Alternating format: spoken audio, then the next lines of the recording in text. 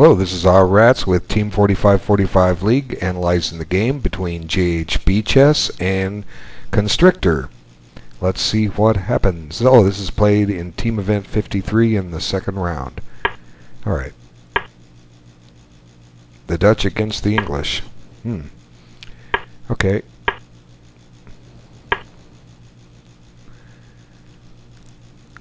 So far, it's pretty even. As a matter of fact, we've just gone pretty much into an English opening where c4, e5, and eventual quick f5 by black. And these are always interesting games. I've spent a lot of time analyzing these positions from both sides of the board to see some of the strategies that are employed. And this game's pretty fascinating. And we'll see what happens as it goes on. Okay. And in fact, what you're looking at is the Sicilian reversed, where white has an extra tempo, but the extra tempo really isn't that useful. You know, if black can equalize out of Sicilian defense, you'd think white with an extra tempo could have at least a slight advantage with any reverse Sicilian. But it's not quite true, because often that extra tempo just exposes something in the white position that he wouldn't necessarily do as black. So kind of a long story, very deep to really understand all the reasons for it. Some of my future videos I'll be making will explain some of these colors reversed openings. I've got quite a few that you can do from both sides. It's kind of fun, but that's another story. A3, okay, this is designed to secure the bishop pair, which black has been willing to surrender since he puts his bishop on b4, because really, where are you going to go? You can't come back here to a5. The bishop's going to fall into what they call the Noah's Ark's trap. And who knows why it's called the Noah's Ark's trap? Supposedly because it's as old as Noah's Ark. And if you don't know what I'm talking about here, bishop goes back to a5, and then white shoves another pawn up, and if the bishop drops back again, bingo, pawn to c5, and the black bishop is trapped. So anyway, black won't go all the way back to c5. He'll realize his mistake and give up a piece for 2 pawns and capture on b4. But anyway, here we go. Bishop takes. And now, it's again, look at this as a Sicilian defense reversed, where white, in this case being black, has traded off one bishop but got it out of the way, and is planning an eventual kingside attack. He's got the pawns on e5 and f5, and at some point maybe black will play d5 and play it normal Sicilian style, but in this case I believe black just plays d6. Yep.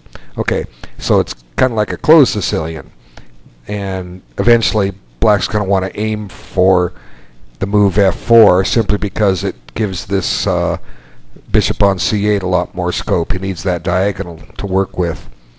And at the moment, development is about even. Maybe black's half move ahead, simply because he's got 2 knights out and is castled, and white has 2 bishops out and hasn't castled. But it's white's move here, so he neglects his development. But this is okay. What he's wanting to do is plant the knight on e2. I guess he feels that on f3 maybe it's going to be a target to an eventual e4. Let's see if that's warranted. Let's just take a quick look. Knight f3. Well, generally black doesn't want to play to break the game open too quick, but maybe this is the time. Let's see. So let's try it. I don't know. This pawn at e4 could get really weak in a hurry. Knight g5. And then black, it's threatening it, and then bishop takes f6 undermines it, although b2's dropping. I think it's a little premature for black to try for this. But anyway, let's just go back. There's nothing wrong with e3, it's just that it's a little slower, and to some degree it tries to take the blunt away from black's intended f4, although black's going to do it anyway. And now black begins transferring his queen to the king side, which is perfectly logical, but don't forget these guys. You know, I talk about it in so many videos. How many times do those 2 pieces, the queen's rook and queen bishop, stay at home and don't get developed. You know, odds of a rook and a bishop. Okay, so then white follows up with knight e2. As I said, he doesn't want to go to f3. And again, it supports f4 a little more, but now black is saying f4 is the key square here, and I'm going to get f4 in no matter what you do. Now, how does white react to this? What kind of plan can white do? Well, one thing white could do is develop his queen. There's 4 open squares. Each one has something to it. a4 pins the knight. If black moves it, white might trade queens and try to go for an ending. And b3 threatens some potential discovered checks. Maybe they're not advantageous, but the idea is there. c2 is a natural square for the queen. We all put queens on that square. And then queen d2 can be natural too. It provides more support to f4. So the idea with all that is white's going to castle queenside and launch his own kingside attack. And if these pawns disappear, suddenly these bishops that white has have a lot of scope and can start attacking, joining the attack on the white king or the black king. So these are just possibilities. Anyway, what's white do? He castles kingside. Says, "Come and attack me." Okay. So sometimes, if you know something about your opponent, if he's an attacking player, maybe you don't want to castle kingside here. And if you're an attacking player, you'd want to castle queenside so you can attack. Okay. So anyway, here comes f4. There it is. And really, white can't really afford to take again on that square because he's going to end up with a shattered pawn structure.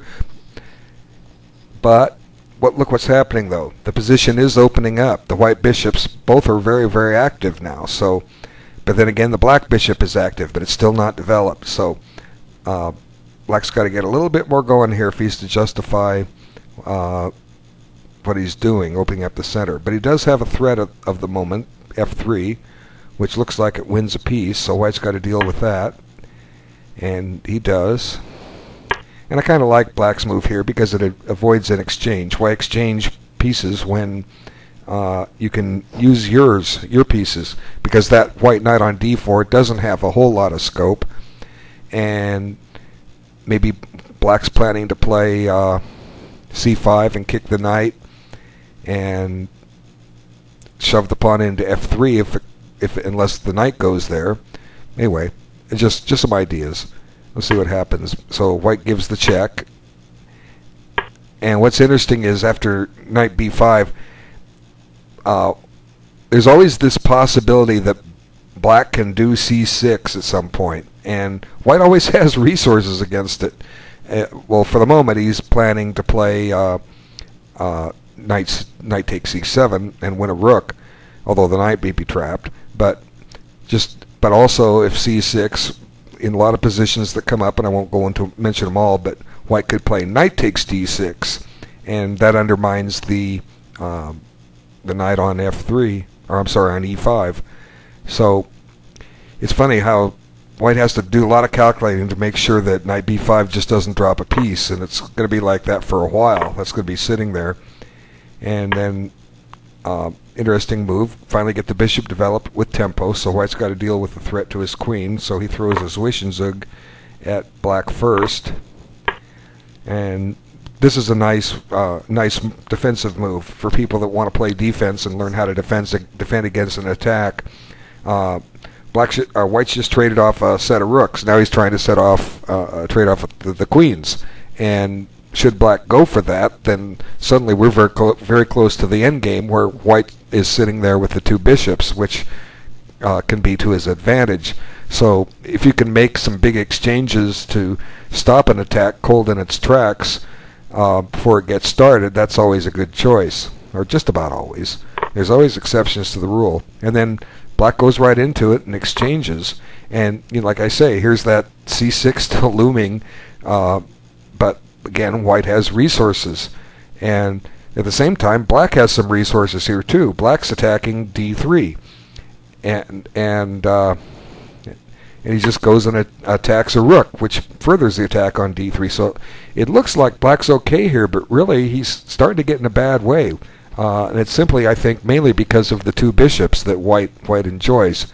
And just watch and see how it progresses. Now there's an attack on the bishop, and it's got to be dealt with, and nothing wrong with dealing with an attack like that by capturing a pawn. So black's temporarily a pawn ahead, but he has a tough game ahead of him, because now white just retakes the pawn and has a tempo on the rook, and though once again it looks like black's got some resources, he's also attacking c4 twice. He's got to deal with his rook, and white's able to come up with some more interesting moves, and we'll see them as they come up. So rook b8 might have been a little passive, and matter of fact, I think it's passive. My main idea is to play here. That's the first candidate move. If something's attacked, well, go attack it back if you can. That's certainly logical. We have to analyze it, of course, to see if it's okay. What does white do? Well, white can play knight b5. Then he's on every single pawn that black owns on the queen side, right? But he can't take them all at once. Black has a chance to stop and take a pawn himself, so it gets tactically complicated. You have to start calculating some lines here. Bishop takes is on both pieces, and but then again, knight takes d6, attacks the rook and threatens to gobble this, and then you're undermine the defense of that. So it gets a little tactical. Or then maybe knight takes c4, which defends d6, at least for the moment. I'm not going to analyze it out. That's for you guys. But it's just very, very interesting. But rook b8 just seems passive. So let's get to the main line. He played rook b8, and now for the moment all the black pawns are safe, whereas in the other line they were all under attack. What does white do? Well, he plays c5. He figured that pawn was under attack. He's going to be aggressive with it, and this is a good move because black can't take on c5. It drops his knight on e5, and now the bishops are really starting to show their strength there. And this knight on h5, although it's aggressive against the king side, it's not really useful. Its best use might be a sacrifice on g3 if and only if the queens and rooks were still on the board. So white's starting to come out of this looking really fine, and black moves the knight, which was hanging in a lot of variations with tempo on the rook, but then white in turn goes and attacks a piece and forces black's hand, and black turns around and attacks a piece, and then white just gets aggressive and sticks his rook on the 7th rank, and suddenly black's got some issues here to deal with. And let's see how he responds. Okay, he took the pawn. Now black's temporarily a pawn ahead, so but white has already calculated all this and comes up with this fine move. It attacks the bishop, which now it needs to move somewhere, and it goes to d3, and then white's calculated this out, knight d6, and I guess maybe knight e8 was possible too. But now look, white's on g7 3 times, and black's only guarding it twice, and one's with the king. So black's got to find something to do here. I guess one drawback maybe with knight e8 is the black rook will go to d8 and attack the bishop. Now it can't do it, but black's kind of in trouble here. So he drops this knight back to f6 to somewhat shield the danger of g7, but it's not enough. Actually, white could have, I think, played knight takes g7 here. That's what's wrong with it. Knight takes g7. I guess we have. Oh wait, knight takes d5. I'm wrong. Sorry. Okay, got to do what he did. Okay, bishop f3, and now this threatens to play bishop takes on h5, followed by gobbling on g7, and black's in trouble. So black tries this, and white just does what he was going to do. Black really didn't have a defense that would really hold out, and here material is even, but white's got this wonderful windmill set up. The rook is ready to just start eating pawns on the 7th rank. The threat is, well, the immediate threat is rook takes b7 check, and the king moves, and then you take the rook. So it's difficult to say if black even has a move here. I don't think he does. You'll see what happens. He plays rook f8, and rook g8 would have done him no good either.